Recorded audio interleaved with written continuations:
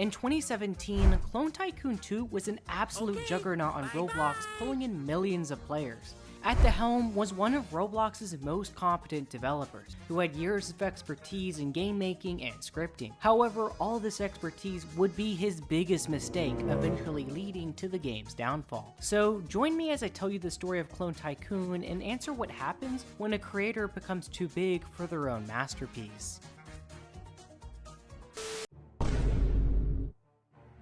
To understand how Clone Tycoon 2 captured the hearts of millions, we first have to go back to where it all began, the year 2010. An unknown everyday developer by the name of Ultra W published his first Roblox game that only gained a few visits. Dissatisfied, he spent the next 2 years learning everything he could about how to script and make a Roblox game. By 2012, his hard work collided with a bizarre stroke of platform luck when he released Escape Justin Bieber's House. Honestly, I'd also want to escape if he continuously played Baby throughout his house. The game reached a staggering 75,000 visits, giving Ultra his first real taste of success. Just one problem. During the early 2010s, obbies were a very large and oversaturated Roblox genre, making it almost impossible for a lone developer to stand out. So, in 2014, he put the finishing touches on one final obby game and walked away from the genre forever. He would turn his attention towards a relatively underdeveloped genre at the time, tycoons. But that left one question: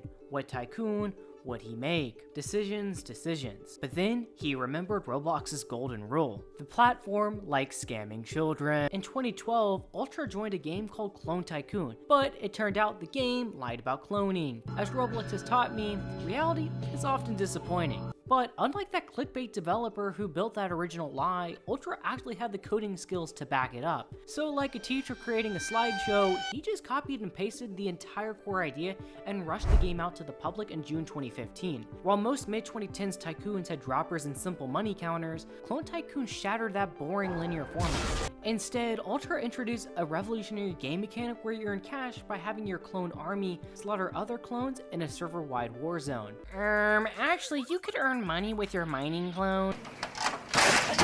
But the gamble easily paid off. By August 2015, the game passed the 1 million visit milestone, reaching player counts in the 500 area and forcing its way onto the coveted Roblox front page. In the meantime, Ultra would spend his days embedded in the community, reading fan feedback and implementing their recommendations into the game. However, just 1 year later in 2016, Ultra would run into his first hurdle. You see, the classic Roblox tycoon formula is fundamentally a short-lived death trap. The minefield tycoons, you know, the one with all the red buttons and have the annoying decline sound, have a short lifespan. And once you finish the tycoon, well, there's absolutely nothing left to do.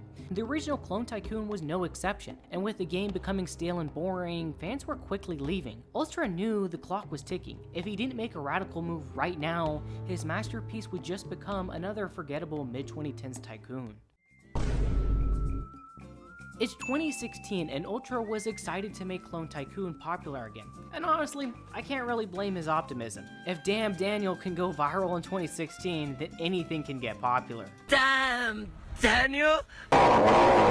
Ultra opened up the public forums to speak directly to the players who built his success.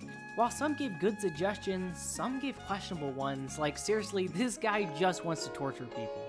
After weeks of minor tweaking during summer 2016, he officially published his next big project, Clone Tycoon 2. Now, since it's about making clones, you'd expect the theming of his new game to be futuristic, but nope, it was medieval style for some reason. But the earliest versions of Clone Tycoon basically threw everything from the original game into the garbage. Except the whole cloning part, that was kept the same. Ultra updated the progression model by creating a store where players could update their tycoon in any order they please. There are also new clone types, including baby clones. Ooh, gaga. Okay, drop the gun. But the numbers for this new game were absolutely mind-blowing, with about 20 million visits by the 2016 holiday season. However, what Ultra did next surprised the community. In a shocking turn of events, this version of the game would be completely erased and removed from the platform. In the final months of 2016, Ultra made the executive decision to entirely scrap the medieval theme and replace it with the game's now iconic future theme, which would be implemented a few weeks later. This version of the game would be well received and included some highly anticipated features like ways to personalize your clones and clone buses.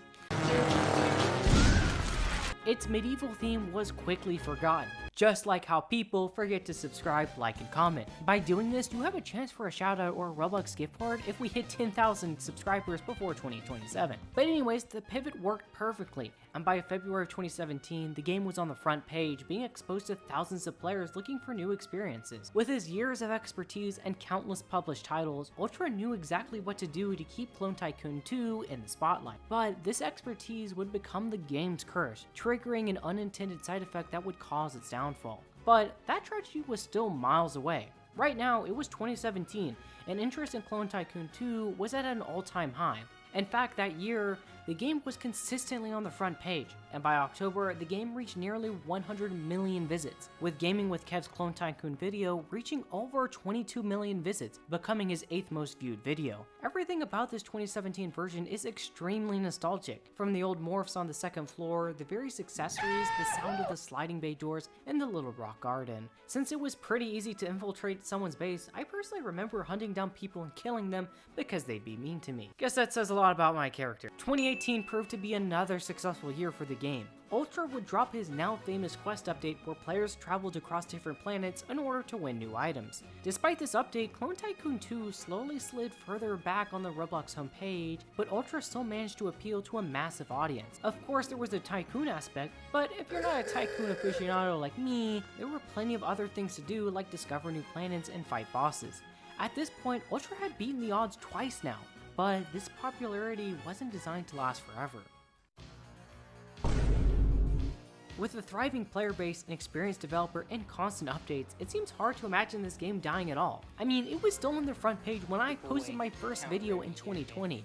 Oh, that video did not age well. In 2022, it had over 10,000 active players when Ultra released the insanely popular tier-based system.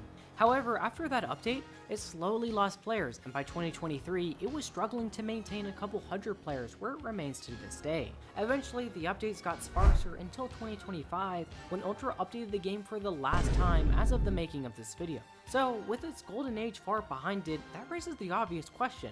What happened? Well, I think it really boils down to two reasons. For one, Ultra simply got way too big for his own game. While your average Roblox developer might refuse to let their one cash cow die, Ultra pumped out numerous creative titles. I mean, forget the whole entire saying, bro is cooking a 3-star Michelin meal. The South African mines need to put this man on their payroll because he's been straight up hitting diamonds for years. My point is, if you're a Roblox developer, you've had a good career if you can create one game that touches millions of players' lives. Ultra had multiple. The Restaurant Tycoon series, Skyblock, Pizza Tycoon, Sushi Tycoon, and many more were all his unique creations. And there were times where 2 of his games were on the front page, which cannot be understated how impressive that is. But running a multi-game empire is a brutal numbers game. The reality is, some of your creations will naturally be starved of attention, and Clone Tycoon 2 paid the ultimate price. I also think Clone Tycoon has suffered because it's not really a sandbox tycoon game. Some of the most revolutionary tycoons during the mid-2010s were Theme Park Tycoon and Retail Tycoon because of their high customization. Even back in 2016, players were hoping the new Clone Tycoon 2 will be more of a sandbox customizable tycoon. However, this never really happened, and while there were ways in the game to make the clones personable, at the end of the day, everyone has the same layout and items. On the other hand, in Theme Park Tycoon, you can make whatever you want. If you want to create, say, a Five Nights at Freddy's build, you can do just that. So at the end of the day, Clone Tycoon 2 didn't suffer a death fueled by controversy or because the creator didn't really care. Rather, it slowly faded away. But for being influential for over 8 years on the platform, Clone Tycoon had a legendary run, setting the standard on how to gracefully exit without burning the game down. Today, it's universally viewed as a timeless classic, and because of its clean record and caring developer, Clone Tycoon is fondly remembered when players recall the mid to late 2010s. However, I think Clone Tycoon's story teaches us something bigger than Roblox. We all wish we could relive certain moments or keep them from ending, but sometimes moving on is what allows something even better to begin. If Ultra had spent years trying to recreate Clone Tycoon's glory days, we never would have gotten Pizza Tycoon, Skyblock, or the Restaurant Tycoon series. I've realized the same thing in my own life. If I had stayed in high school forever, I never would have experienced the unforgettable moments of college or met some of the best people from around the country. So the next time you're afraid of something ending, remember Clone Tycoon because its story never really ended. Instead, it simply made way for the next chapter. one that became greater than anyone could have imagined.